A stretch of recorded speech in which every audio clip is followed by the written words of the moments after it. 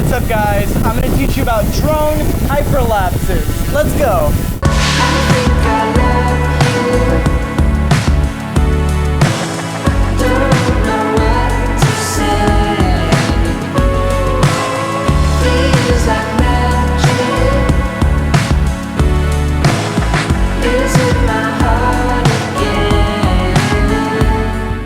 Okay, so the Mavic Pro 2 has this great feature where you can shoot hyperlapses. It is so awesome.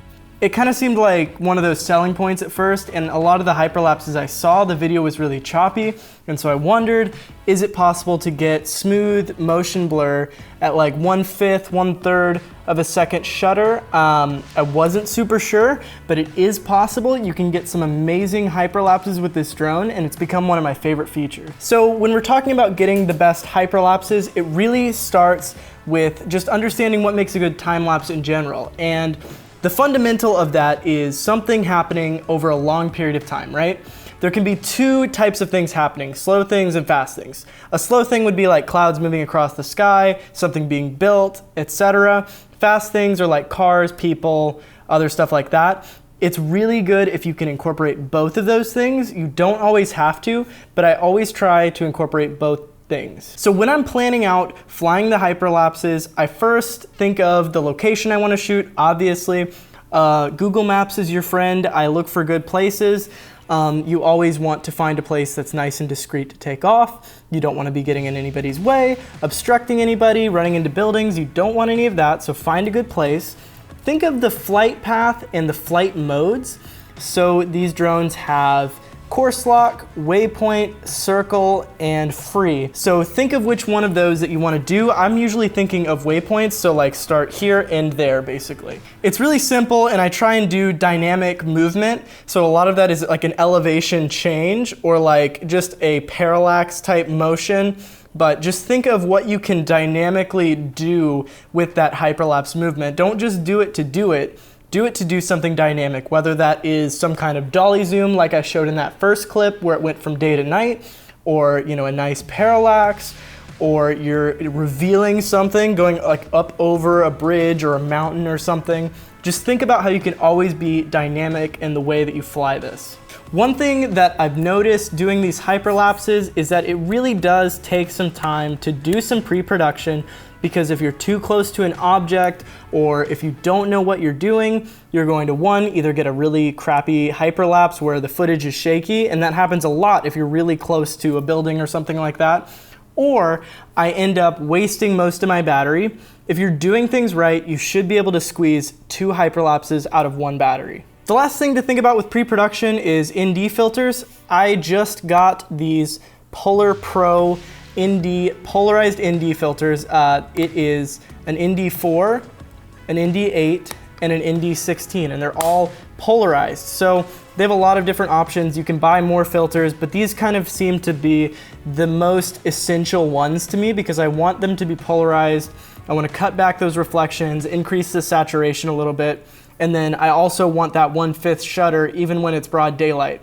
Now the nice thing about this drone is in addition to the NDs, you can also change the aperture from f2.8 all the way to f11. So even if you don't have NDs in the right circumstances, you can still get that shutter open enough to get some motion blur.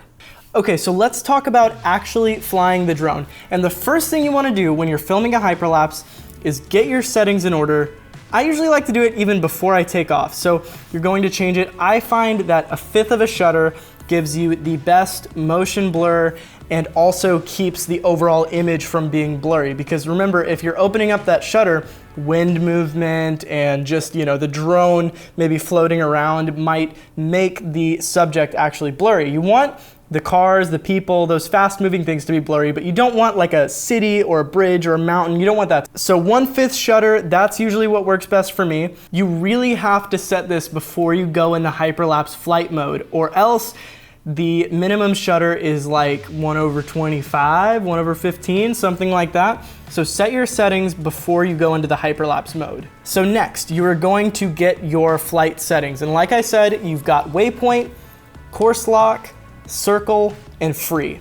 I've never used free. It seems like a garbage mode, honestly, so just forget about free. just forget about it.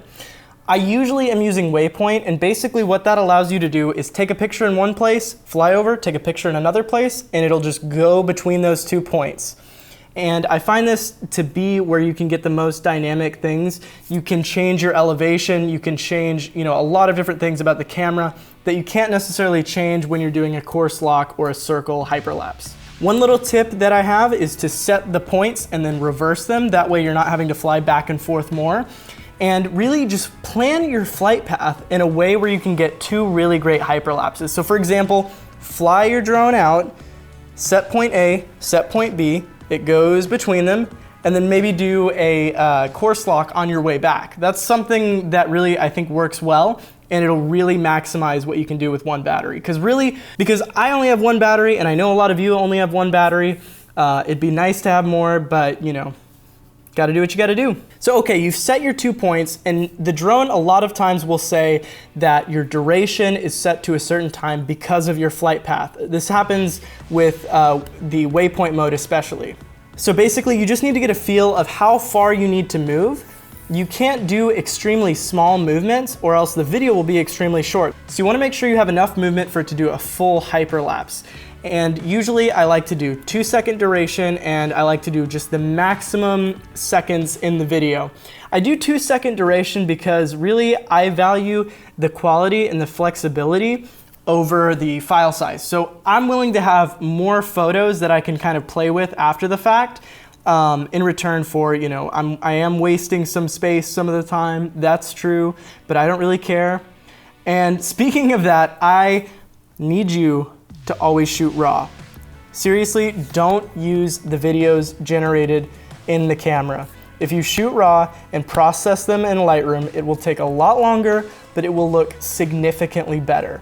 The drone will automatically crop in, and the video is 1080p. It's nice to save you some time. It's nice, if you're gonna just immediately post it to Instagram or something like that, but if you're really wanting to do something with it, like for a YouTube video, for stock footage, something like that, I really, really recommend shooting in RAW.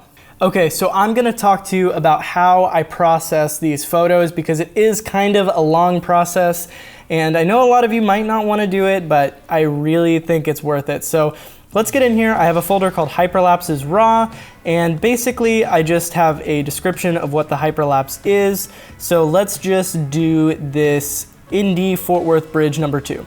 So you can see I have a folder for my raw files, and then I have a folder where I edited them. So let's just start with these raw DNGs right here. So I imported this straight from the drone. Let's open up Lightroom.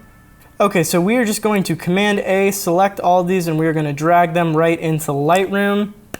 We are going to import them. Okay, so here they are. We're going to go to the Develop tab. And okay, here we go. Here is our image that we're starting with. So right off the bat, we can see that we're pretty dark in the shadows and we're pretty bright here in the highlights of the image.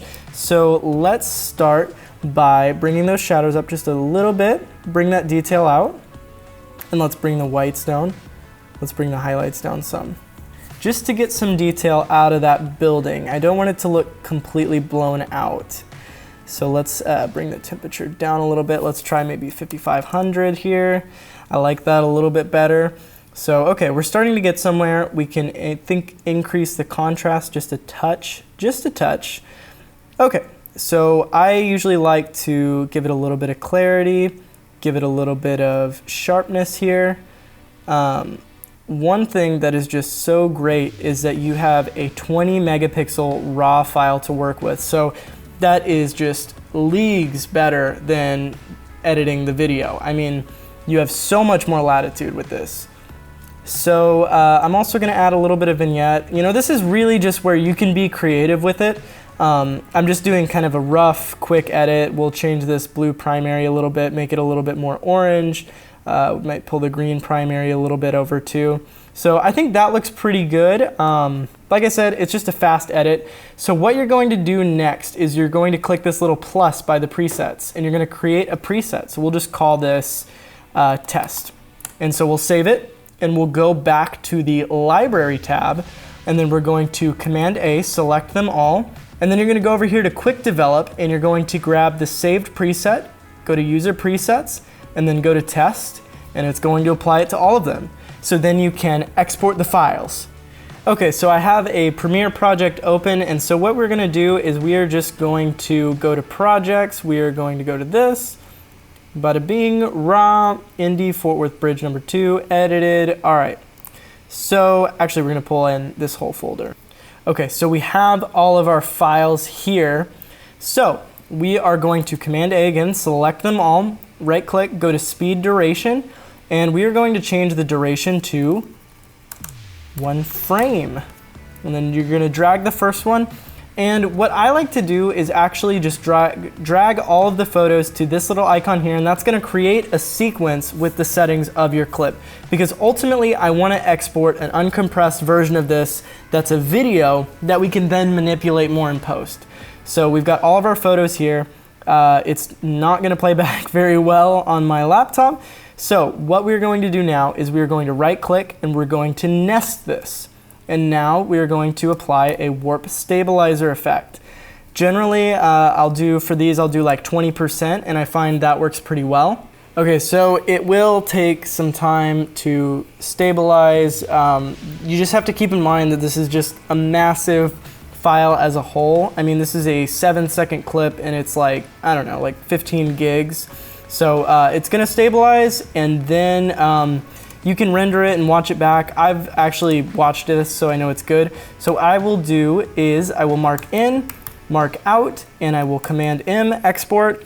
And what I will do is do QuickTime, do the GoPro Cineform 12-bit maximum bit depth, switch this to use maximum render quality, change the quality all the way up to 5, and that's gonna be pretty close to uncompressed. It's going to be a large file, but what this will do is it'll give you a file that you can really play with in post. And that's what I really like, is you can, speed ramp, you can do whatever you want with it after the fact. It's just, and it's also a nice archive to have. You don't have to process all these photos again if you wanna use them again.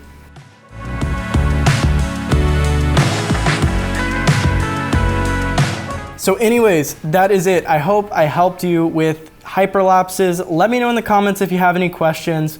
Check out my kit. As always, I always love when people look at my kit, talk to me about gear. I will see you next time. My name is Austin Black. Bye.